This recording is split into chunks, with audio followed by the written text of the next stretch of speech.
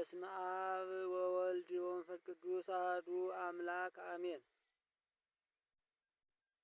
አሁን የምንገኘው በኢትዮጵያ ኦርቶዶክስ ተዋሕዶ ቤተክርስቲያን በደቡብ ጎንደር ደብረ ታቦር ዞን ሀገረ ስብከት በእስቴ ወረዳ ቤተ ክህነት ውስጥ በምትገኘው ልሞንጆጌ ቀበሌ ገነት በር ደብረ ምሕረት ቅድስት ኪዳነ ምሕረት አንድነት ገዳም ውስጥ እንገኛለን። ገነት በር ደብረ ምሕረት ቅድስት ኪዳነ ምሕረት የአባቶችና የእናቶች አንድነት ገዳም። ይህም ገዳም ከእስቴ ርዕሰ ገዳማት ወአድባራት ደብረ ሃይማኖት መካነ ኢየሱስ ቤተክርስቲያን በስተ ምስራቅ 35 ኪሎ ሜትር ተጉዘን ቆማ ፋሲለደስ ርዕሰ ገዳማት ወአድባራት ቆማ ፋሲለደስ በስተ ምዕራብ 15 ኪሎ ሜትር ተጉዘን በመካከል ላይ እናገኛታለን። ይህችም ገዳም ራሱን የቻለ ታሪክ ያላት ጥንታዊነቷን አባቶች መነኮሳት ይነግሩናል። አብራችሁን ቆዩ።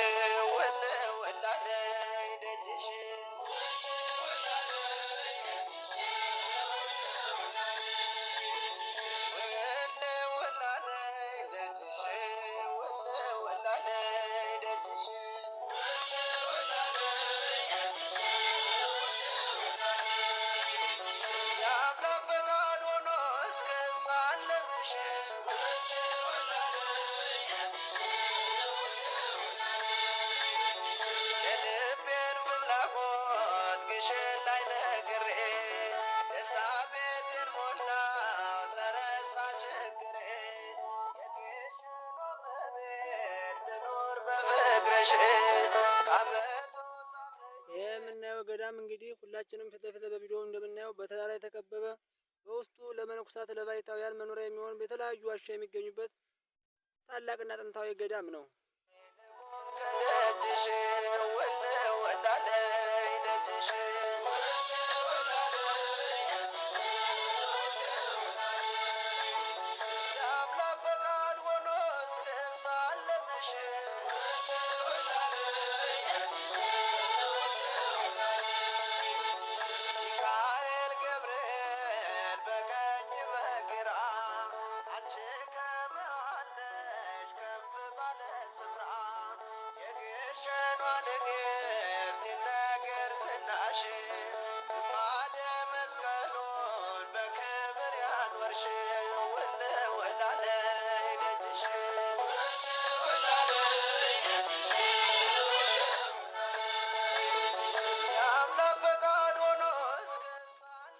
ይህም ገዳም አበው እመው መነኮሳት ከእናት አባታቸውን ቤተሰባቸውን ትተው ጎራ ዙረው ወንዝ ተሻግረው መጠው በዚህ በምታዩት ተራራ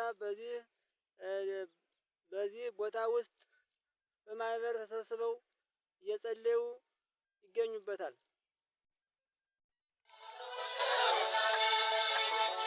ግሸን ወይ መግቢያሽ አንድ ነው። ግሸን ወይ መግቢያሽ አንድ ነው። ግሸን ወይ መግቢያሽ አንድ ነው። ለመንግሥተ ሰማይ ምሳሌ ሆነው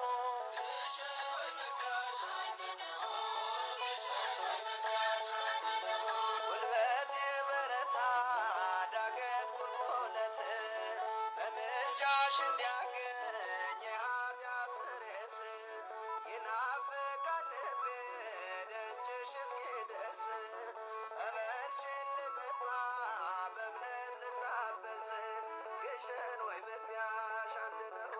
ግሸን ወይ መግቢያሽ አንድ ነው።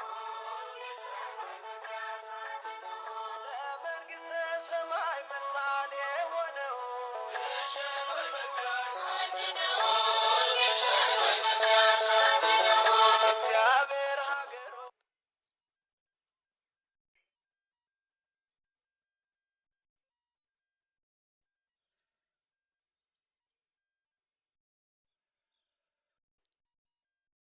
ገነት በር ደብረ ምሕረት ቅድስት ኪዳነ ምሕረት የአባቶች እና የእናቶች አንድነት ገዳም ቤተክርስቲያን እንግዲህ ይህችን ትመስላለች። እንግዲህ እንደምታዩት እንግዲህ ክርስቲያን የቤተክርስቲያን ልጆች እንግዲህ በውጭም በውስጥም በኢትዮጵያ ውስጥም በውጭም ሆናችሁ ቤተክርስቲያን የምታዩ እንግዲህ ይህችን ቤተክርስቲያን በምን ደረጃ እንዳለች ይሏት። እንግዲህ ስለ ቤተክርስቲያኗ አጀማመር በምን አይነት አየር እንዳለ ደግሞ ከአባቶቻችን አበው እማው እናቶች ይነግሩናል። እስኪ እናዳምጥ። እስኪ አባታችን ቤተክርስቲያኗ እንዴት ነው አሁን ያለችበት ደረጃ? በጣም አሳዛኝ ነገር ነው። የሚሰራ ጠፋ ወይስ እንዴት ነው? በምን አይነት ነው ያስ እንዴት አድርጋችሁ ቆፈራችሁ? በጣም አስቸጋሪ ነው። ይዞ አሁን ለመኪና ራሱ በጣም ይከብዳል ያስባሉ። እንዴት አድርጋችሁ እንደቆፈራችሁ ግራ ገብቶኛል። አስቸጋሪ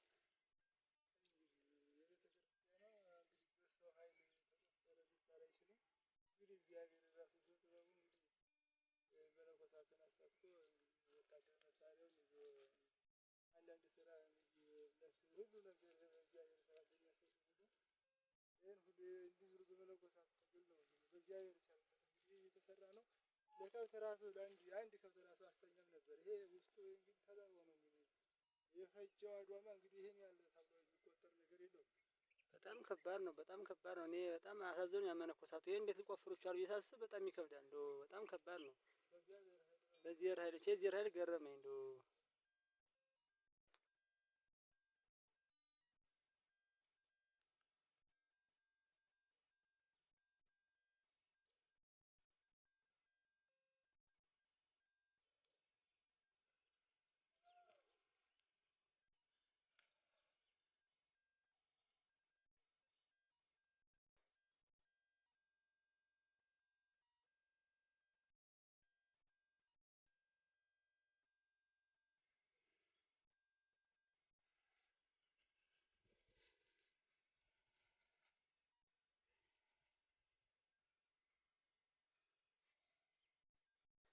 ጸበል አለ ምናምን ሲባል ሰምቻለሁ። ከቤተልሔም ስለሚፈራ ሲባል ሰምቻለሁ። የት አካባቢ ነው ያለ ጠበሉ? እንደምታዩት ይሄ ቦታ እንግዲህ ገደል ከመሆኑ አንፃር ይሄ ሁሉ ተቆፍሮ እንግዲህ በእግዚአብሔር ቸርነት ፈርጥ ነው እንግዲህ ያለት ነገር ነው። ያም ሆኖ እንግዲህ በእግዚአብሔር ቸርነት ከዚች የምታዩት ቤተልሔም ናት። ከስሯ ላይ ጸበሉ ላይ እንግዲህ እየተነሳ ይታያል። አባቶቻችን ገብረ ስላሴ የሚባሉት አባት እንግዲህ አባቶች ነግሩን ስንሰማ የጸሎት ቤታቸው ከዚች ላይዋን ላይ ነበረ። የማደሪያ ቤታቸው ከጸበሏ በጣገር ከዛች ደግሞ የሆነ ዛሬም አንዷ ይታያል። ከዚህ ላይ ነበር ሰርተው ያሉበት እና ይሄን ይመስላል እንግዲህ በእነሱን አርአያ እንግዲህ በረከታቸውን እናገኛለን ብለን እንግዲህ እየተከተልን ያለ ነው እና እንግዲህ ቤተክርስቲያኑም ይሄን ይመስላል። እግዚአብሔር ፍቃድ ነው እንግዲህ በሰው ኃይል የተሰራ አይደለም፣ በእግዚአብሔር ፍቃድ ነው እንግዲህ ደግሞ በዚህ የድንጋዮች መነኮሳት ፈልጦ ቤተክርስቲያን ለመስራት እንግዲህ እና ወደፊት እቅዳችሁ ምንድን ነው? ወደፊት እንግዲህ ምኞታችን እንግዲህ እግዚአብሔር በፈቀደው እንግዲህ አንዳንዶች እንግዲህ እግዚአብሔር አምላክ እንደሆነ ቀስቶ ጊዜ ገድፉና እኛ እንግዲህ በጉልበት ቢያንስ ደግሞ እኛ ብንገኝ በገንዘብ ደግሞ አንዳንዶች ቢገድፉ እንግዲህ ቤተክርስቲያኗን ደግሞ እንዲህ ምስጥ እየበላት እንግዲህ በእንጨት ነው ያለች። አንዳንድ ባለተስፋ ብናገኝ ለመስራት ነው እቅዳችን። እንግዲህ አለማችን ቤተክርስቲያኗን ለመቀየር ነበር። እንግዲህ አባታችን እንደሚያስረዱን ጸበሉ ከቤተልሔም ስር ነው የሚፈላ ምናምን ብለው ነግረውናል። እንግዲህ አሁን ቀጥታ እንዲህ እንዳካሄዱ ከጸበሉ ደን ጸበሉን ታሪኩን ላይ ነግሩናል ማለት ነው። ቀጥታ ወደ ጸበሉ እንሄዳለን። እንግዲህ በውስጥም በውጭም ሆናችሁም የምታዩት ይህችን ቤተክርስቲያን የቤተክርስቲያን ልጆች እንግዲህ በተለያዩ በአሜሪካም በአውሮፓም በካናዳም በተለያየ ሀገር በኢትዮጵያ ውስጥም ሆናችሁ ይህችን ቤተክርስቲያን መጣ እንግዲህ አስተውሏት። ይህች ቤተክርስቲያን አሳዛኝ ደረጃ ላይ ነው ያለችው። እንግዲህ አንዳንድ ጓደኞቿ 600 ነው 60 ሚሊዮን 70 ሚሊዮን ፈጅተው የሚሰሩ ቤተክርስቲያን አሉ። እነዚህ ግን 1 ሚሊዮን እንኳን 500 ሺህ ብር እንኳን አጣ እንግዲህ በዚህ ደረጃ ትታያለች። እሺ እንግዲህ ቤተክርስቲያን ልጆች የሆናችሁ የውጭም በውስጥም በውጭም ያላችሁ እንግዲህ ቤተክርስቲያን ልጆች ይህን አስታውሉ። ይቺ ምንድን ናት? አባታችን መኖሪያ ቤት አትመስለኝም። በጣም የምታፈስ ይመስለኛል። ቤት ናት? ምንድን ናት? ቤት ናት። እንግዲህ አባቶች እንደምታዩት ዛፍ ነው ጫካ ነው እና የአባቶች ዛፍ ነው። ያው እንግዲህ እግዚአብሔር ይመስገን ሙቀት ነው እንግዲህ እንደዚህ ብሎ እንግዲህ ከንዶ ዝናቡ እየፈሰሰ ከንዶ ራሱ እንግዲህ አልተቀየረለትም ተነባብሎ ነው ያለ። ግን እንደዚህ ነው እግዚአብሔር ይመስገን እግዚአብሔር ጸጋ ስላለው እንግዲህ ለበረከት ይሆናል። ይሄ ነው የሚመስለው። እና ቆርቆሮ መስራት አይቻልም ነበር? አይ እንግዲህ እንኳን ለባት መስሪያ ለቤተክርስቲያን መስሪያ ይልቁናል እንግዲህ አማራጭ የለውም። እንግዲህ እግዚአብሔር ደግሞ በፈቀደው ቀን ይሆናል። እስኪ እንግዲህ እግዚአብሔር ፍቃድ ሲመሽ ለሁሉም የእግዚአብሔር ፍቃድ ሲጨመርበት ያልመስ የሚሆነው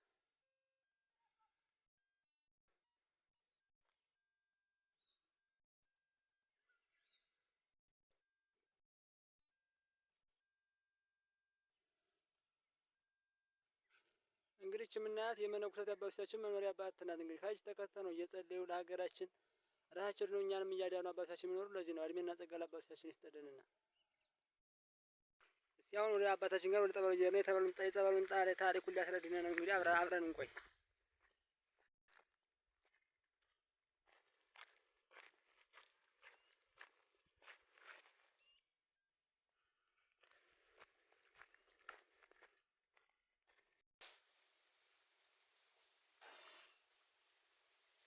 ከጠበሉ ደረስን አባታችን።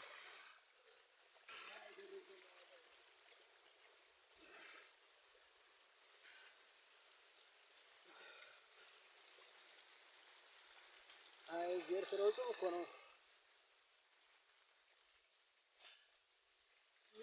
ይሄ ነው አይደል ጠበሉ ያላችሁኛው? የሚሰሩ ጸበል የሆነ እንግዲህ ከአንድ ዝንባባ ስርና እነቱም ከአንድ ዝንባባ ስር ነው የሚሰራ። ጠበሉም እንደዚህ ሆኖ እንግዲህ ከአንድ ነው ተንቦሉ የሚወጣ አታች ግን እንደ እግዚአብሔር ፍቃድ ደግሞ ትንሽ ቢጠሩ ሀገር ተቀርጾ ተወርዷል። እንግዲህ ይሄ በህንፃ አልታነጸም፣ በመንፈስ ቅዱስ የታነጸ ህንፃ ነው።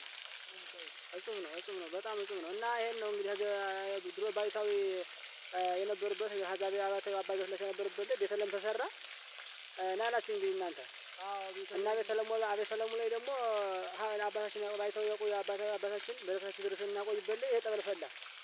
በጣም እጹም ነው፣ እጹም ነው፣ በጣም እጹም ነው። እና ጸበሉ እንዴት ነው?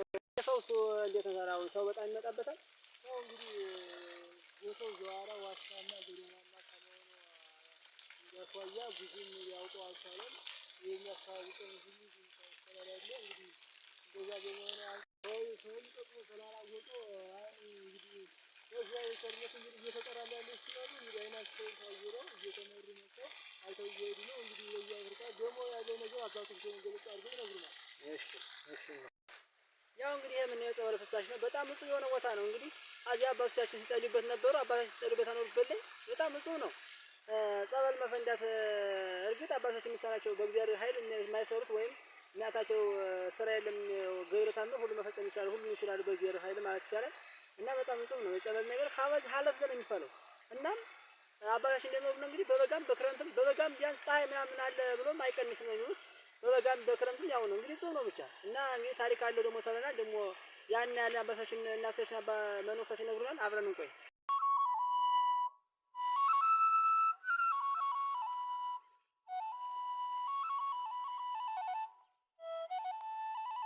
ጥንታዊዋ ገዳም ደብረ ምሕረት ቅድስት ኪዳነ ምሕረት አንድነት ገዳም የራሷ የሆነ በቂ ታሪክና ታምር ያላት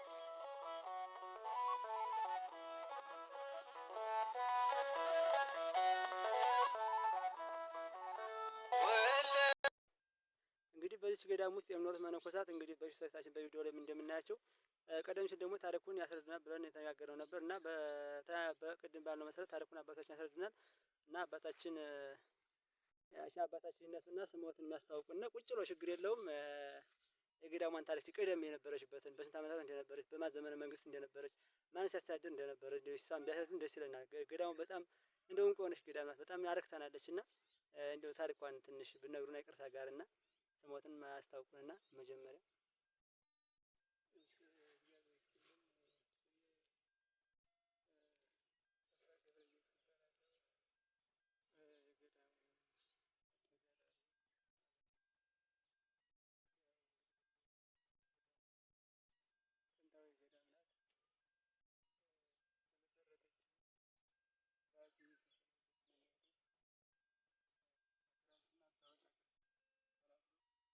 እነዚህ አባት ከ80 በላይ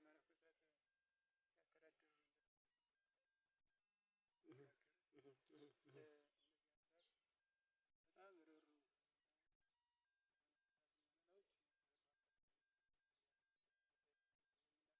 በጣም ርሩ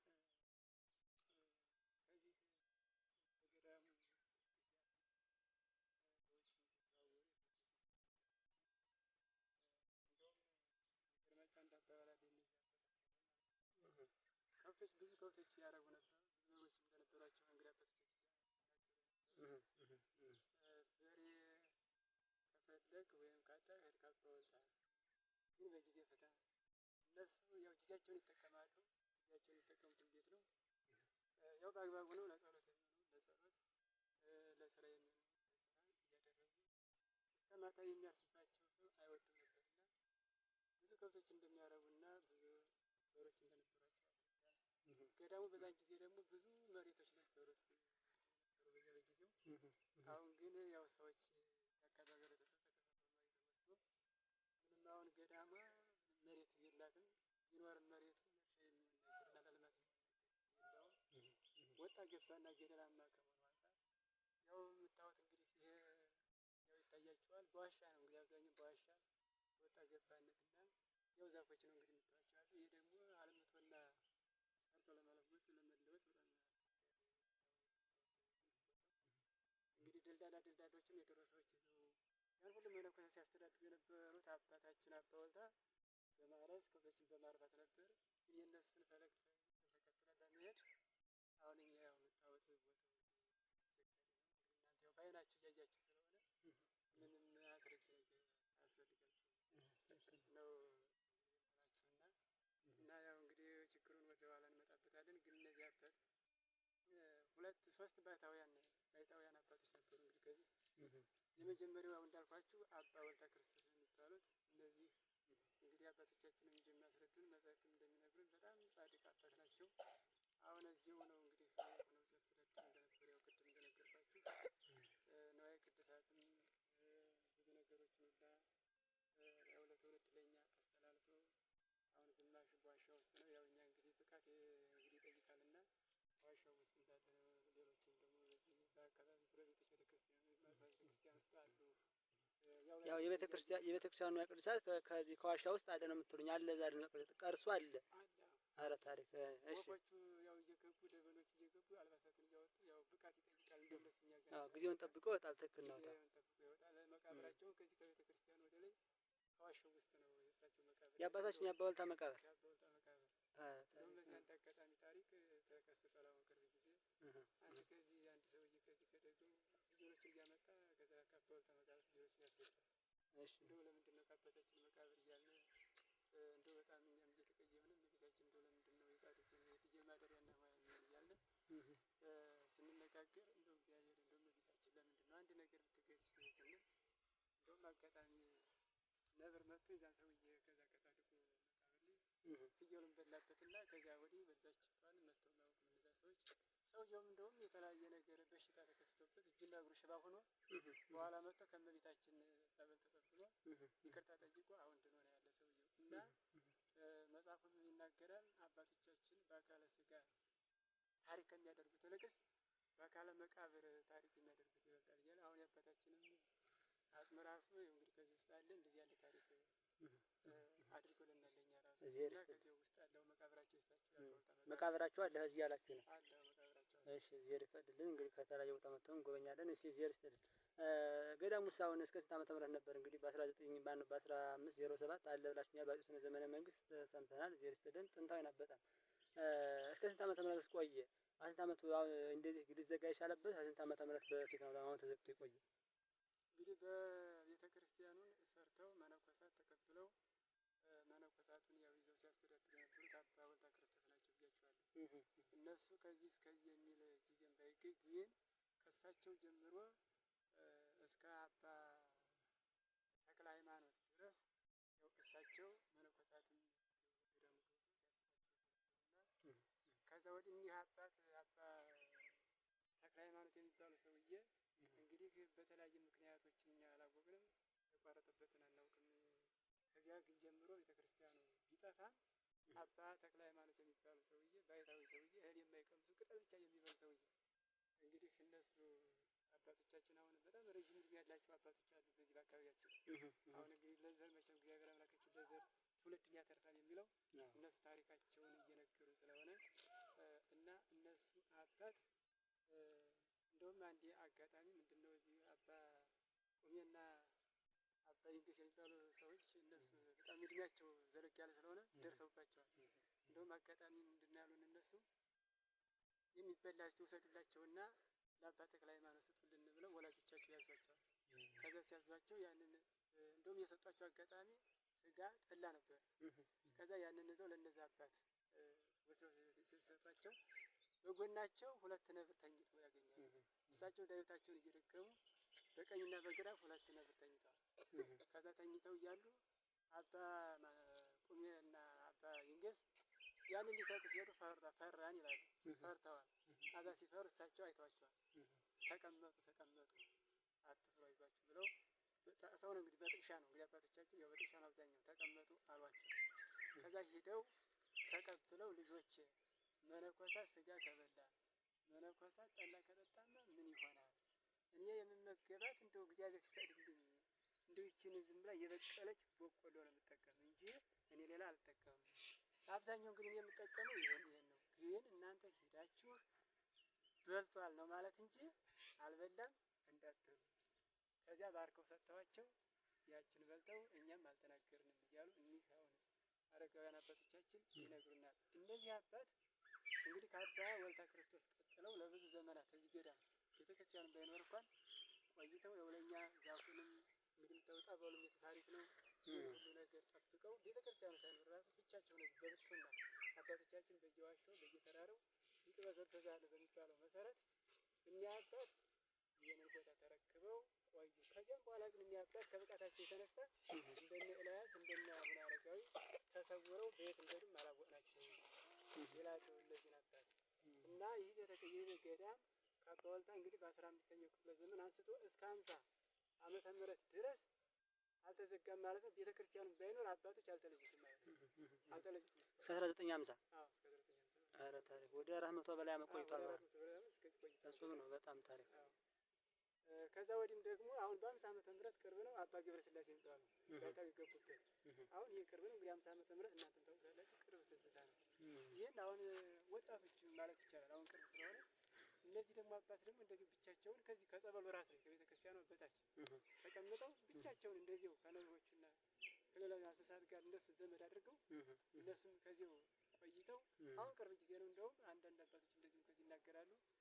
ይቺ ገዳም ትገደማለች፣ ገዳም ትገደማለች፣ እኔ ግን አልገድማትም። ገዳሟ ትገደማለች፣ እኔ ግን አልገድማትም። ይሄንኛው ደብር ደግሞ ወደዚህ ያለው በጠላትነት ይነሱባታል። በጠላትነት ይነሱባታል።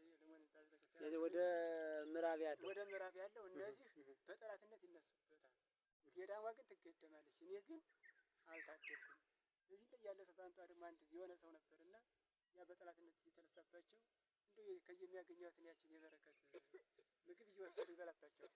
ከዛ እየወሰደ ሲበላ አይ እንግዲህ እኔ ሰይጣን ተፈታትኖኛል፣ ሰይጣን ስለተፈታተነኝ እኔ እንኳን እንግዲህ ከዚህ ልቀመጥ አልችልም። ስለዚህ ስለተፈታተነኝ እኔ ልገድመው አልቻልኩም። ግን ከ5 ዓመት በኋላ ተመልሼ እመጣለሁ ብለው እኒህ አባት ከ5 ዓመት በኋላ መጡ። 5 ዓመት በኋላ መጥተው ከእነዚህ ከሽማግሌዎች ከዚህ ከአካባቢ ጋርም ተገናኝተው ገዳሟ ትገደማለች ብለው ከ5 ዓመት በኋላ ግን መልሰው ሳይመጡ ቀሩ። እነሱ የተናገሩ ግን ተፈጽሞ ይኸው ገዳሟ ዛሬ በአባቶችና በእናቶች አማካኝነት ይኸው ዛሬ ተጀምራለች ገዳሟ ለማለት ነው። እዚህ ርስትልን በጣም ነው የምናመሰግነው። በጣም ትልቅ ታሪክ ነው እና አሁን ደግሞ እንዴት ልትነሳ ቻለ? እንደው ማንስ ነው ያቋቋማት? ዙሮ አሁን ላይ ገዳሟ ያው ዛሬ ተነስታ በጣም አበባ ያጀናት ነው። ምንስ እንኳን እንግዲህ ውስጥ ላይ እንግዲህ ችግሯን ባንረዳም ገና እንግዲህ መቼም አበው እናቶች አባቶች መነኮሳት ገብተው በጣም አስደስተውናል። እና እንዴት የመመስረቷ ምክንያት ወይም እግዚአብሔር የሆነ አንድ ስራ ሲሰራ የሆነ ነገር መነሻ አድርጎ ነውና የተነሳበት ምክንያቱ ምንድነው? ታሪክ ይኖረዋል የተነሳበት ታሪክ። እሱን ደግሞ ታሪኩን ትነግሩኛላችሁ። ጸበልም አለ ብላችሁኛል። ስለ ጸበሉም ታሪክ አንዳንድ እንደ ሳይበዛ ትንሽ ነው እንጂ ታሪኩ በቂ ታሪክ ነግራችሁኛል። እንግዲህ ትክክል ናችሁ። አሁን የቤተ ክርስቲያን እንግዲህ ልነሳበት የቻለው አንድም እንግዲህ እግዚአብሔር አምላካችን የእግዚአብሔር ፈቃድ ሲደርስ የተዘጉት አብያተ ክርስቲያናት ገዳማት ይከፈታሉ ባለው የመጀመሪያው የእግዚአብሔር ቃል ነው። ግን ይሄም ሆኖ እያለ አባቶቻችን ትተውት ቢወጡም ጸበሉ ታሪክ እየሰራ ሰው ባይበረበትም ጸበሉ ታሪክ እየሰራ መቆየት ይታወቃል። ከዚህ እንግዲህ ጸበሉ ያው አንድ ወንድማችን ነው ሆዳቸውን ታመው ከዛ ጠበል ሄደው እንደው እንዳጋጣሚ ነው እንግዲህ ያንን ጠበል በእጃቸው ያንን የተወሰነ ነገር ቅምስ ያደርጋል። ከዚያ በኋላ ከቀመሱት በኋላ ያው እንግዲህ ያው በጣም ሆዳቸውን በላይ አድርጎ ያው ከዚያ ብዙ ነገር አድርጎላቸዋል።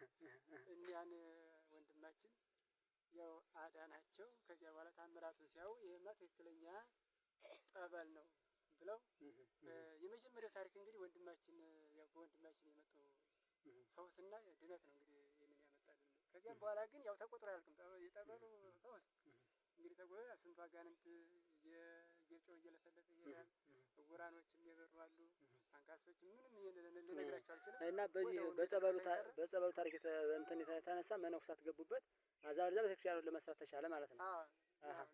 ቤተክርስቲያን ደግሞ በጣም ቅድም ምናልባት እዛ ከአንድ አባታችን ጋር አይተነው ነበርና በጣም እንደው መፍለጡ በጣም ከባድ ነው። ቤተክርስቲያኑ ያለችበትም አየርም እንደው በጣም ነው ብዙም አይደለችም። አሰራሯ እንዴት ነው? አሁን ቀጣይ እቅዱ ምንድን ነው? ያው እንግዲህ እናንተ አሁን የምታዩን የጥንቷ ቤተክርስቲያን አሁን እኛ ከተቀመጥንበት ቦታ ነው ያለች። የምታዩት ከሆነ ይህንኛው ወዳኛው እናንተ ጠበሉን አይታችሁ በዚያ በላይ የነበረው ደግሞ የአባቶቻችን የባይታውያን ቤት ነበር ያ።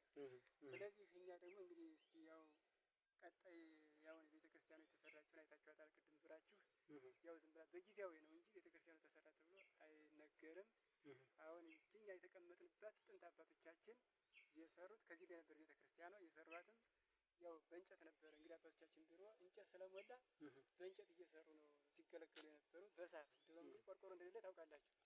ይሄ ደግሞ ዙሪያውን አሁን እዚህ የተቀመጥንበት ስታዩት ይሄ ልክ ጽዱ እንደ አስቀዳሽ ይመስል ነበር ነው እዚህ እና ቆርቆራጫውን የጽዱ ራሱ አለ ከዚያው ዙሪያው እና መነኮሳት ሲወጡ ጽዱን እየቆረጡ ወስደው በዚህ ለባንቱ አሁን ራሱ አለ እንጨቱ ከዚህ የሄደው እንጨት አለ ጽዱ ራሱ እዛ ተቀምጦ ነው እና ቤተክርስቲያኗ ከዚህ ነበር የተሰራችው። እኛ ደግሞ አሁን ያደረግነው አባቶቻችን ያው መቼም ምንድነው ይባላል እነሱ ምንድነው ታቦት ናቸው የሚባል ነገር አለ አባቶቻችን። ስለዚህ እነሱ ከብቃታቸው የተነሳ ምን አድርገዋል? ከጠበሉ ራሱ ላይ ባታቸውን ሰርተው ከዛ እየጸለዩ ተቀምጠዋል ቤተክርስቲያኑ ከፈረሰ በኋላ። ስለዚህ እኛ ደግሞ ምን አደረግን? አይ እስቲ እንግዳ የሚያምር ከጠበሉ ራስ ላይ ቤተክርስቲያኑን ብንሰራ ብለን ወሰንን። ስለዚህ አሁን አሻገራችሁ የምታዩት ቤተክርስቲያኑ ያለ ከጠበሉ ራስ ላይ ነው። ጠበሉ ደግሞ ልክ ዮርዳኖስን ይመስላል። መነሻው አንድ ነው፣ ከታይ በሶስት ይከፈላል። እንግዲህ ከዚያ ላይ አሁን መረጃውን እያፈላለግን ነው። የእመቤታችን ነው ይላሉ። የእመቤታችን ነው። አንደኛው የእመቤታችን የኪዳነ ምሕረት ጠበል ነው። የጊዮርጊስና የስላሴ ማን ነው የአቡነ ገብረ መንፈስ ቅዱስና የስላሴ ጠበል ነው ብለው እንግዲህ አባቶቻችን ነው። በዚህ መልኩ ነው እኛው ከሶስት ከታች ይከፈላል። ከላይ መነሻው አንድ ነው እና አወራረዱም የተለየ ነው። እንግዲህ ቅድም አይታችሁታል።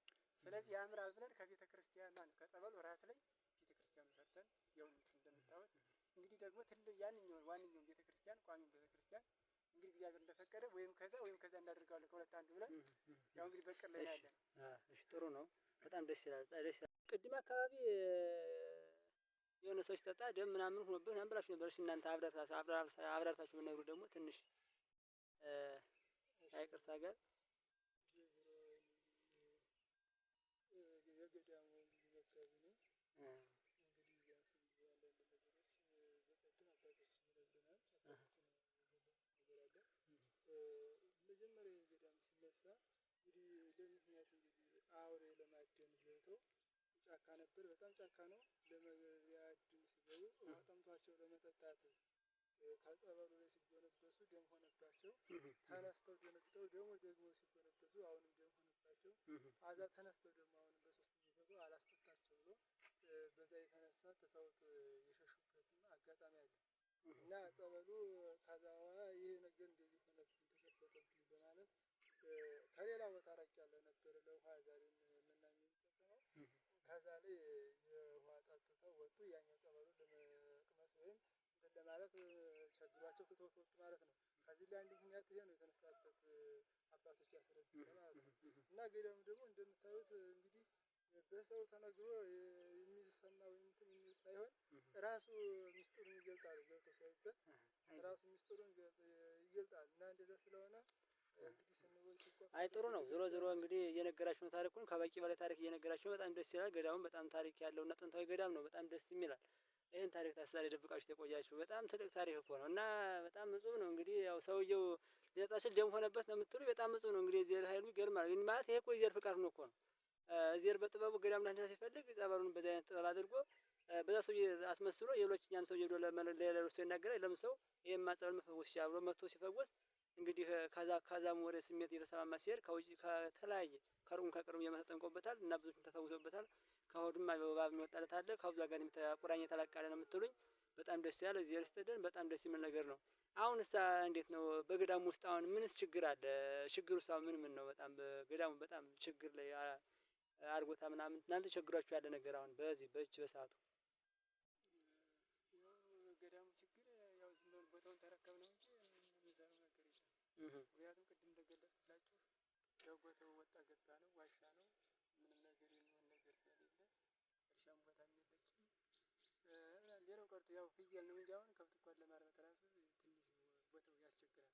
እንግዲህ አባቶቻችን እንደነሱ ብቃት ያው ለመሄድ ስለሚያስቸግር ያው እንግዲህ የምታዩት አሁን መናኙ ይሄ ብቻ አይደለም። ያው የምታዩት በየሰራቅታቻ አብዛኛው ስለሄደ ነው እንጂ አይደለም መናኙ። እና ያው እንግዲህ አንዳንድ መቼም ሰዎች አብዛኛውን አሁን ትንሽ እንኳን እያገዙን ያሉ ማህበረ ቅዱሳን ነው እንጂ ቦታውን አብዛኛው ያው መጥቶ እንረዳለን አላገኘንም። ያው ችግሩ ያው ተዘርዝሮ የሚያልቅ ነገር አይደለም። ያው ብቻ መቀመጣችን ነው ሰው ያየው እንጂ እንግዲህ ድሮ አባቶቻችን ያው ገዳም ቢገድሙ መሬት የከብት ማርቢያ ብዙ ነገሮችን ተረክበው ነው እንግዲህ ከተማ አያውቁም። እንዳሁኑ አይደለም። ከዚህ ሁሉ ይሟላላቸዋል። በዚያው ነበር ሲያስተዳድሩ የነበሩት። አሁን ግን እኛ ያው የአባቶቻችን ቦታ ለምን እንደዚህ ሆኖ ይቀራል? የእግዚአብሔር ኃይሉም የእግዚአብሔር ጥበቡም ቢሆን እንግዲህ እኛ በአባቶቻችን ቦታ እንገኛለን ብለን ተገኝተናል። ግን በዛ ልክ መቼም መነኮሳት ደግሞ አልባሳት ይፈልጋል፣ ቀለብ ይፈልጋል። የተወሰነ ብቃት እስከሚደርስ ድረስ እንግዲህ መቼም ያው ዝም ብሎ እንደው በአንደዚህ ብድግ ብሎ ደግሞ አባቶቻችን እንደርሳለን ቢሉት ያው መፈንዳት ስለሚሆን እዛ ለመድረስ ደግሞ ያው እየተሸጋገርንና ብዙ አባቶቻችን ለማዳን እናቶቻችን ለማዳን ብንፈልግም ያው እንግዲህ ብዙ ችግሮች አሉ። በዛ ልክ አሁን ተቸግረን ያለን የአልባሳት ችግር አለ፣ የመጠለያ ችግር አለ። እንደዚህ የምትሉት ያው የሰርከብስ ችግር አለ። መጠለያ የምታዩት አብዛኛው እንግዲህ ያው ቅድም ዙራቸው አይታችሁታል። እናቶችም አባቶችም ያው ዝም ብለው በኬንዳ ነው ያው በኬንዳ ነው ዝም ወጥረው ያሉ። ክረምት ሲመጣ በተለይ ያው ንፋስ ይወስደዋል። እናቶች አባቶችም ያው ዝናብና ንፋስ ነው የሚወርድባቸው ያለ ማለት ነው። ያው እንግዲህ እናንተ ምን እነግራችኋለሁ በዓይናችሁ ስላያችሁ ማለት ነው። ስለዚህ ያው እንግዲህ አንድ ግለሰብ ስንት ፎቅ ሰርቶ የማይጠቅመውን ደርድሮ ያንን ልቅስ የማይጠቅመውን ለሚጠቅመው ለእነዚህ አባቶችና እናቶች ቢያደርገው በሰማይ አዳራሽ ያገኝ ነበረ። ማን ይኸው ቦታው የምታዩት እንግዲህ ከወረዳው አንስቶ ወደዚህ ወደ 30-50 ምናምን ኪሎ ሜትር ይሆናል። እንግዲህ እኛ አናውቀውም እንግዲህ በዘመናዊ ትምህርት ስለማናውቀው በዚያ ነው እንደዛ ነው የሚባለው። ሩቅ ስለሆነ ማንም መጥቶ ሊያየን አልቻለም። አብዛኛው ሰው እያገዘ ያለው ሀብታሞችን ገዳም ነው። እኛ ድሆች ወጥተን ስንጠይቅ ስለማንታወቅ ያው ዝም ብለን እንግዲህ ከችኩች ብለን ችግራችን አድርገን የአባቶቻችን ቦታ እንገኛለን ለማለት ነው። ጥሩ ነው። በጣም ደስ ይላል። አሁን ቤተክርስቲያኑ በምን አየር ነው ያለች? ቤተክርስቲያኗን ያው ቅድም እናንተ እንግዲህ አሳይተናችኋል አዙረን። ያው በጊዜያዊ ነው ዝም ብላ ያለችው። አሁን ወድቀውን ወደ አንድ ወዲህ ትደረደረች ነው ያለች ቤተክርስቲያኗ ተሰራችን። እንደ ወደፊት እቅዳችሁ ማየት አይተናታል። ወደፊት እቅዳችሁ ምንድነው ነው እንጂ እንግዲህ እቅዳችን እኛማ ሰው እናገኝ ቤተክርስቲያን ባለ ተስፋ የእግዚአብሔር ሰው የእመቤታችን ወዳጅ የጻድቃን የሰማዕታት ወዳጅ ሰዎች ብናገኝ ይችን ቤተክርስቲያን የሚሰራልን ሰው ያው እያፈላለግን ነው። እስካሁን ግን አንድም ነገር ያገኘነው ነገር የለም። እንደው ይችን አሁን ሲሚንቶና ፌሮ የተለያዩ ወጪዎችን አድርጎ ይችን ቤተክርስቲያን የሚሰራልን ሰው እየፈለግን ነው ያለ ነው እንጂ ቤተክርስቲያኗ አሁን አልተሰራችም። ያው በዓይናችሁ ስላያችሁ ዝም ብላ ነው ተቀምጣለች። ታሳዝናለች። እንግዲህ አንድ ግለሰብ ቅድም እንዳልኳችሁ አብቦ ምንድነው ሊሾ የሚባል ነገር አለ። በሊሾ በተለያየ ነገር ተሰርቶ የእኛ ቤተክርስቲያን ግን ያው ዝም ብሎ ጭቃሩ አፈሩ ምን እየጎደለባት ነው ያለች። ስለዚህ እመቤታችን እዚህ ተቀምጣ አንድ ግለሰብ እንደዚያው ተቀምጦ በከተማ ስንሄድ እናያለን። እያዘንኩ ነው የምመለሰው። የሚገርመው ማለት ነው። ያሳዝናል። በጣም እጹብ ነው። ብቻ ገዳሙ እንደው በጣም በተራራ የተከበበ በጣም ደስ የሚል ቦታ ነው እና እንደው እግዚአብሔር ይስጥልን። በጣም ታሪኳን እንግዲህ በሚገባ እንግዲህ ነግራችሁናል። እግዚአብሔር ይስጥልን። በጣም ነው የምናመሰግነው። እሺ አሁን ችግሩስ ይሄ ነው ብላችሁ እንግዲህ ምናልባት ነገራችሁን እንግዲህ እኛም በያለንበት ሆነን በየአቅማችን እንግዲህ የምንሞክረው ነገር ይኖራል። ከአንዳንድ ቤተክርስቲያን ልጆች ጋር አብረን ተወያይተን በውጭም በውስጥም ሆነን ቀጣይ ይሄ ገዳም እንግዲህ ይሄ ሆኗል። ለምሳሌ ቤተክርስቲያኑ ይሰራል፣ ቀላል ነው። ምንም ይሄ ብዙም አይደለም ማሰራት አያትም። ቀጣይ ገዳሙን ታዲያ መነኮሳቱ ያለው በምን ነው ቀጣይ ያስተዳድራል ተብሎ የምታስብ ወይስ ገዳሙ ራሱ የሚያስተዳድርበት መንገድ የሆነ ነገር ይሄን ቢያገኝ ያስተዳድራል ብላችሁ የምታስቡት ነገር የሆነ የልማት ዕቃ ማሽንም ሊሆን ይችላል የተለያየ ነገር እሱ ሳው እናንተ ምን አስባችኋል? ወደፊት እንደው ቢገኝ እግዚአብሔር ፈቅዶ ሊያመጣው ስለሚችል እኛም በያለበት ደግሞ ማሽን ሙከራ እንድናደርግ ምን ብላችሁ አስባችኋል? አሁን እናንተ ቀጣይ ያው እኛ እንግዲህ እናንተ ያው እንደነገርኳችሁ ቦታውን ያው አይታችሁታል። እኛ አርሰን ከብት አርብተን እንለወጣለን ብለን የማናስበው ነገር ነው። ቦታውን እንደምታዩት ድሮ የሄደው ቦታም ደግሞ ስጡን ብንላቸው ሰዎች ያው መተዳደሪያቸው ስለሆነ እኛም መደሰውን ሰጡን ብንላቸው እኛም እንኳን ያው ሰው ፍጡር ስለሆነ እነሱን አስቸግረን እኛ ስጡን የምንላቸው ነገር የለም። ያው እንደምታዩት እንግዲህ ከዚህ አልምተንና አርሰን እንደወጣለን የምንለው መሬትም ስለሌለ አይታችሁታል። እንደው እኛ ወደፊት እኛ እንግዲህ እናንተ ደግሞ በተለይ እኛ ልታስቡን ትችላላችሁ እንጂ አይታችሁታልና እንደው በተለይ እኛ አንድ ነገር ምንድነው ያሰብነው መጀመሪያው እንደው ዲናሞ ወፍጮ በከተማ በተለያዩ ቦታዎች ወይም ደግሞ ሌላ ቦታ ላይ ተመርተን ገዳሙ ያለ ትውልድ እናቆያለን ብለን እናስባለን እንጂ ከዚህ ቦታ ላይ ተቀምጠን ብዙ መናኝ እንቀበላለን ብለን አናስብም። ይሄ ራሱ እንግዲህ ከ40 በላይ ነው መናኝ የምታዩት ብዙ ነው ያው ለደው ነው እንጂ ከዚያም በላይ ነው አላማችን ተቀብለን ነው እንግዲህ ያው በየስራው ተሰራጭተው ነው በየተለያየ 40 ምናምን ይሆናል። አዎ በዚያ ነው ያለ እዚያ በላይ ነው መናኝ ያለው የምታዩት እና ይሄንን አሁን ለማስተዳደር እና ችግሩን ለመቅረፍ ብለን ያሰብነው ከዚህ ቅርብ ቦታም አለ ኤሌክትሪክ የገባበት ከተሞች አሉ። እንደው ከነዛ ላይ መርጠን እኛ ቦታ መርጠን ከዚያ ላይ የዲናሞ ወፍጮ ብዙም አገልግሎት እየሰጠ አይደለም፣ ሰው የሚጠቀምበት አይደለም። ከዚያ ላይ እንደው አንድ ዲናሞ ወፍጮ ያቺ ችግሩን ትቀርፋለች ብለን እናስባለን። ሌላው ቀርቶ የሚገርማችሁ አሁን እኛ የምናገኛትን እንኳን አንዳንድ አባቶች ማነው አንዳንድ እንደው አብዛኛው ማህበረ ቅዱሳን ነው እንጂ ሌላ እንኳን እንደነገርኳችሁ እያገዘን አይደለም ያለው።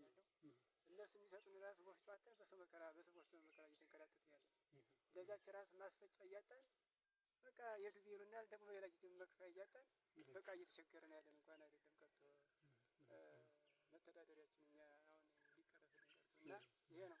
ሁለተኛው ደግሞ እንደዚሁ ቦታ አቅራቢያ ቦታ አለ ቆማ የሚባል ቦታ አለ። እንደው ከዚያ ላይ እኛ እንደዚህ ስናጠና አባቶቻችን ሲነግሩን ከዚያ ላይ እንደው የዘይት ማሽን ወፍጮ የዘማን የዳቦ ማሽን የዘይትም ቢሆን ችግር የለውም የለም እነዚህ ሁለቱም የሉም።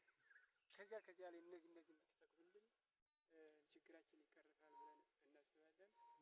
ሌላው ደግሞ የልብስ ማሽንም የለንም ያው የተቀመጥነው አባቶቻችን እናቶቻችን ለመስራት እየፈለጉ ለምን እንግዲህ መነኮሳት አብዛኛው ምንድነው ሰርቶ ይደር ነበር የሚለው ግን መነሻም የለም ብርም የለችም። ይህንን አሟልቶ ለመስራት ሙሉ አሁን መናኙ ስራ ይወዳል። መናኝ እንደምታውቁት መነኮሳት ስራ ወዳጅ ተቀምጦ መዋል አይፈልግም። ግን መነሻውና እቃው ማሽኑ ካልተገኘ ምን ይደረጋል? እና ሁለተኛው ማነው ሶስተኛው ደግሞ ይህንን የልብስ ማሽኖችን አጠቃላይ የምንድነው የሚባለው እንግዲህ እስቲ እናንተ ስማችሁን ታውቋቸዋል? ምን ነበር የሚባለው?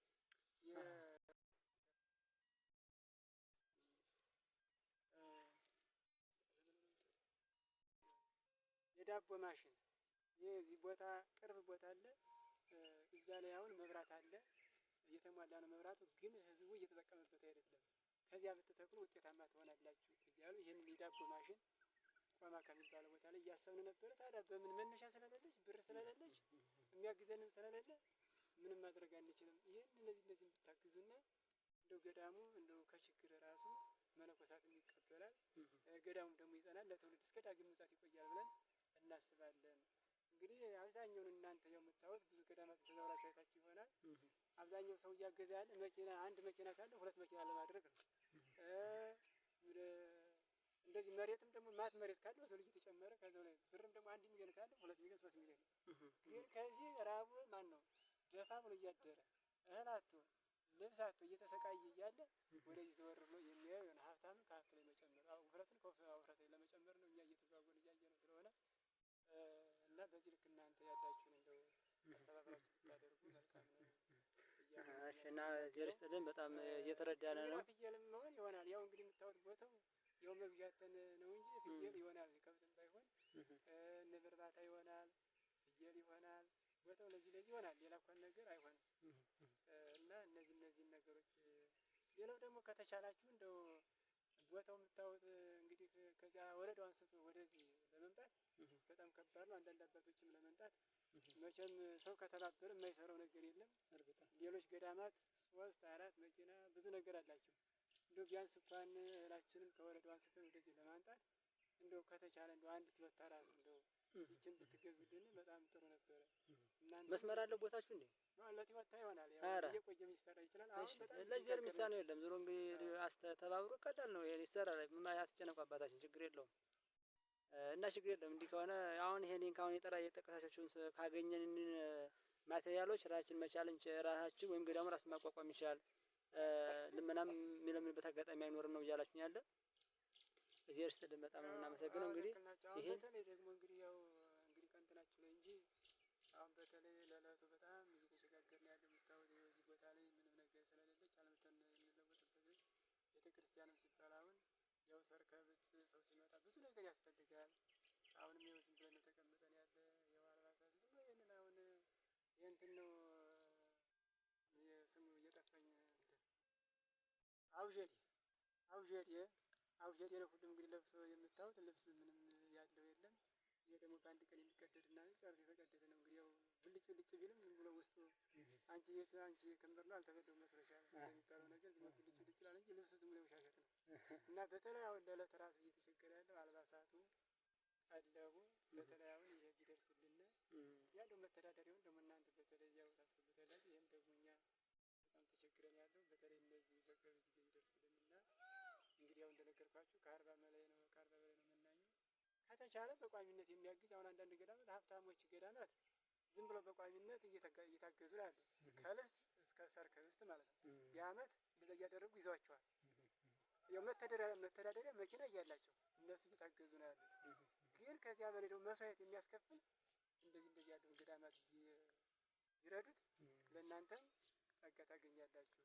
ለሌለው እንጂ ያለው ይሰጡ መጽሐፉ የሚናገር ለሌለው እንጂ ያለው ምን ያደርጋል አለው አይደለ ይላል መጽሐፉና በዛ ልክ እንደው ባጭሩ የሚደርስልን መልካም ነው እንላለን።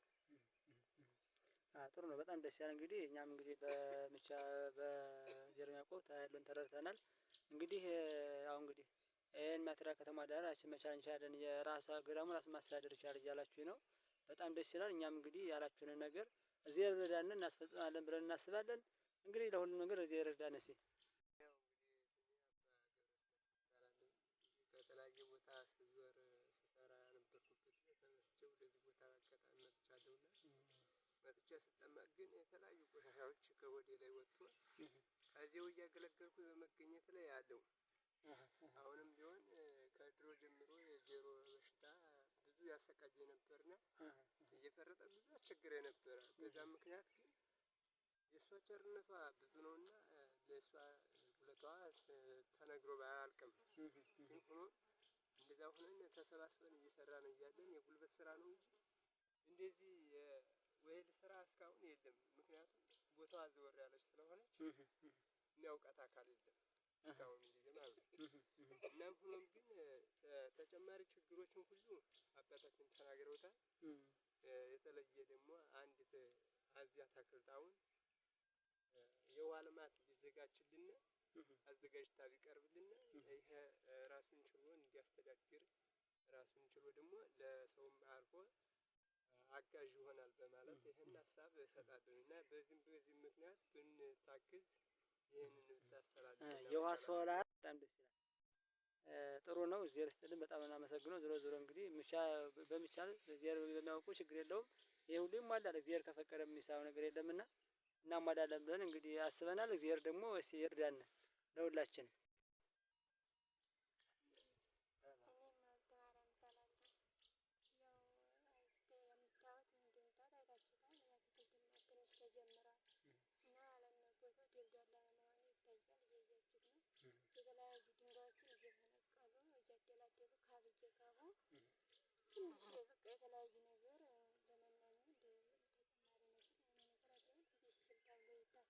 ግን ውሃ ባለመኖሩ አንፃር ማዶሌ እንደምታገያችሁ ያንን አይታችኋል። ያንን ወደዚህ ለማሻገር ማለት ብዙ ነገር ስለሚያስፈልግ አሁን ስማቸውን ባላውቀውም እነዚያን አሟልቶ ወደዚህ ወደ አትክልት አቅርቦ አትክልትን ሰፋ አድርጎ አልብቶ የተለያዩ ነገሮችን ለመናኝ ለማቅረብ ይፈልግን ነበር።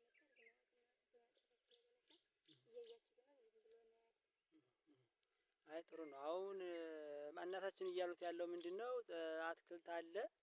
ያው ግን በውሃ አቅርቦት ማጣት ምክንያት አትክልቱ ወደ መድረቅ አጋጣሚ ሊሄድብን ነው። ምክንያቱም ውሃ እያለ ውሃው መውጫው ዳገት ስለሚሆን ለማውጣት የሶላር ፓምፑስ ቢኖር ማውጣት አውጥተን ውሃውን ለተለያዩ አትክልቶች ማዋል እንችል ነበረ። በዛም ማህበረ መነኮሳቱ በገዳሙ ራሱን ተጠቅሞ ለገበያ አቅርቦትም የሚያደርግበት አጋጣሚ ይኖራል ምናምን ነው እናታችን እያሉት ያሉ።